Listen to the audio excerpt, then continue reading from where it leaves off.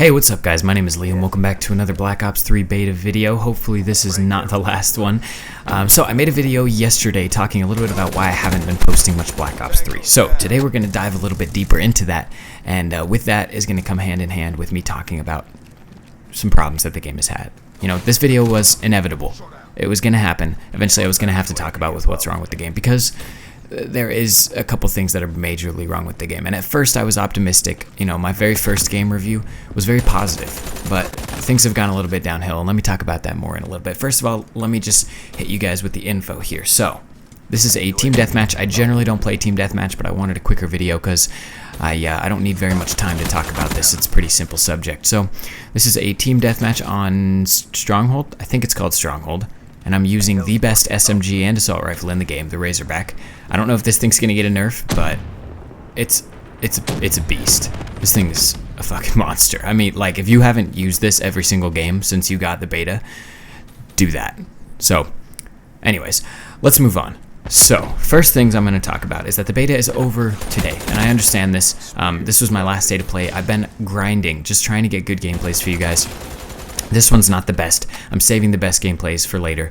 This one was more of just kind of a slower moving TDM where, you know, I did a little bit of work and we won, and, you know, spoiler alert, this is not the best gameplay you're going to see in the next couple days. So, beta ends today. I'm stocking up on gameplays, as I'm sure every other YouTuber is, but since the beta's ending, I wanted to talk a little bit about what's wrong with it. You know, I'm sure everyone has their gripes, everyone has their complaints. You know, PS4, Xbox One, I'm sure these guys all have their little bitches about this game, but I think the PC crowd is a little bit more justified in complaining. So, those of you who play this game on PC know what I'm talking about. This game has very poor optimization. The problem with games nowadays is it's not done like it used to be done. It's simple business, it's simple dollars and cents. The majority of the people who play Call of Duty play it on consoles. So of course the crowd that plays it on PC, we're not going to get the equal treatment because it just doesn't make sense. You know, the company, Activision, Treyarch, whoever it may be that is dealing with the issues is going to spend, I got destroyed right there. They're going to spend a hell of a lot more time listening to the majority than they are the minority, and that's how it is in anything, any government system, any business. The majority always wins, regardless of what the company is really saying. Oh, we listen to everyone, we take everyone's concerns in. The majority of the people that buy this game are buying it for Xbox One or PS4.